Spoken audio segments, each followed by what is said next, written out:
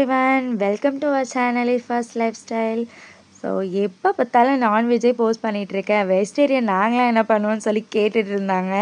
So எல்லா வெஜிடபிள்ஸும் mix பண்ணி potassium, magnesium, விட்டமின்ஸ்னு எல்லாமே கிடைக்கிற மாதிரி ஒரு சூப்பரான ரெசிபியோடு தான் வந்திருக்கேன்.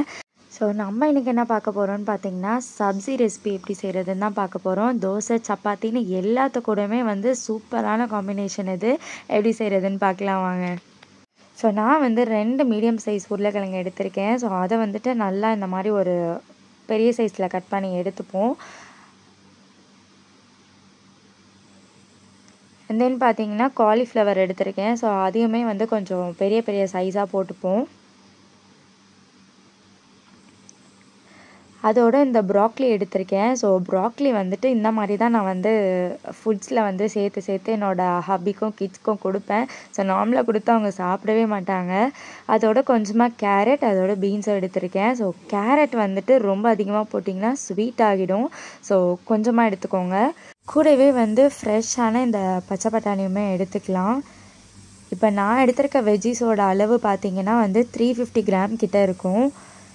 ஸோ இதுவே ஒரு 2 to 3% தாராளமாக சாப்பிட்ற அளவுக்கு போதுமான அளவு. ஸோ வெஜ்ஜீஸே பிடிக்காது வேணாங்கிறவங்களுக்கு இந்த மாதிரி ஒரு ஸ்டைலில் செஞ்சு கொடுத்தோம்னா கண்டிப்பாக சாப்பிடுவாங்க. ஸோ ஒரு டைமாவது ட்ரை பண்ணி பாருங்கள். ஸோ 350 கிராம் ஆஃப் வெஜிடபிள்ஸ்க்கு நான் 2 மீடியம் சைஸ் ஆனியன் எடுத்திருக்கேன். ஸோ நல்லா இந்த மாதிரி ரொம்ப குட்டி குட்டியாக சாப் பண்ணிக்கலாம். அதுக்கப்புறம் ஒரு கடாய் எடுத்துக்கிட்டு அதில் 3 டேபிள் ஸ்பூன் அளவுக்கு எண்ணெய் போட்டுக்கலாம். 1 டீஸ்பூன் அளவுக்கு சீரகத்தை போட்டு சீரகம் வெடித்ததுக்கப்புறமா நம்ம குட்டி குட்டியாக கட் பண்ணி வச்சுருக்க இந்த ஆனியனுமே அதில் ஆட் பண்ணிப்போம்.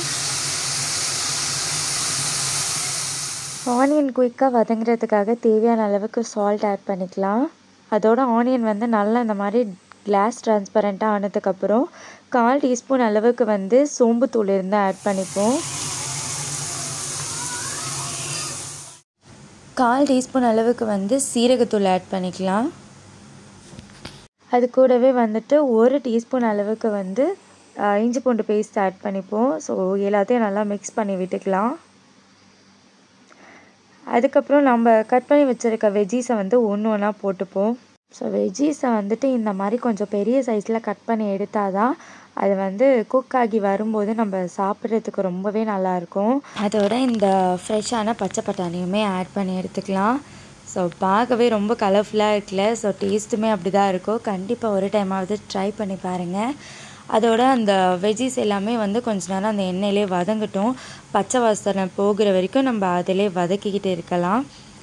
அதோட இந்த ப்ராசஸ்லாம் பண்ணும்போது பார்த்திங்கன்னா நான் அடுப்பை ரொம்ப லோவில் தான் வச்சு பண்ணிகிட்ருக்கேன். ஸோ அதே மாதிரியே மெயின்டைன் பண்ணிக்கோங்க.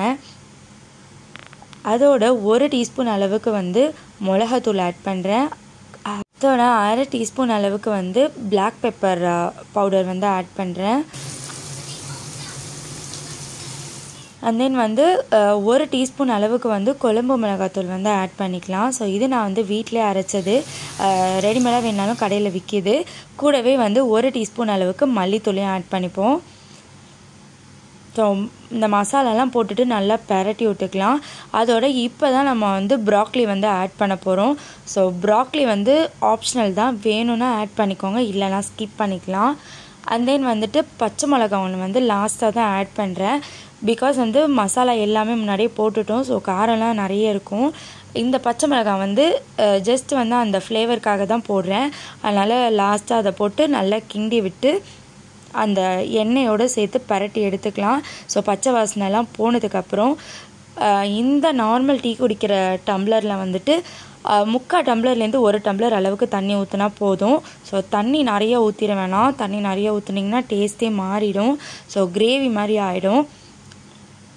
தண்ணி கம்மியாகவே ஆட் பண்ணிப்போம். ஸோ தண்ணி ஊற்றுனதுக்கப்புறம் நம்ம இந்த லிட்டை போட்டு மூடி வச்சிடலாம். ஸோ மூடி வச்சு ஒரு 5 to 10 மினிட்ஸ் அந்த வெஜிடபிள்ஸ் எல்லாமே நல்லா குக் ஆகி வரட்டும். ஸோ 10 மினிட்ஸ் கழித்து நான் ஓப்பன் பண்ணும்போது இப்படி தான் இருந்துச்சு. ஸோ உங்களுக்கு வந்து இந்த மாதிரி கிரேவி டைப்பில் லைட்டாக வேணும்னா இதோட ஸ்டாப் பண்ணிக்கலாம். இல்லை எனக்கு கொஞ்சம் ட்ரையாக தான் வேணும் அப்படின்னா இன்னும் கொஞ்சம் நேரம் வச்சு அதை வந்து நம்ம ட்ரை பண்ணி எடுத்துக்கலாம். ஸோ அந்த தண்ணிலாம் வடிகிற வரைக்கும் கொஞ்சம் நேரம் ட்ரை பண்ணிக்கலாம்.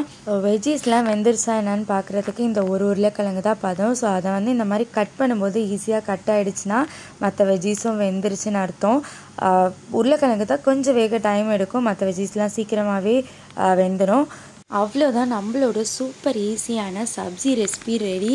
ஸோ பேச்சுலர்ஸாக இருக்கட்டும், ஸோ ஈஸியாக டக்குன்னு என்னடா ஒரு கிரேவி செய்கிறது, சப்பாத்திக்கோ தோசைக்கோ தொட்டுக்க இல்லாத போது டக்குன்னு வந்து இதை செஞ்சு வச்சிங்கன்னா ரொம்ப இதை மாதிரி வந்து குபூஸ் ஒரு சப்பாத்தி இல்லை இந்த மாதிரி ஈரானி பராட்டாஸ் ஈவன் தோசை சம்டைம்ஸ் வந்து ரைஸ் கூடவே ரொம்ப நல்லாயிருக்கும். ஸோ கண்டிப்பாக வந்து இந்த ரெசிபியை ஒரு டைமாவது ட்ரை பண்ணி பாருங்கள், நிஜமாவே ரொம்பவே நல்லாயிருக்கும்.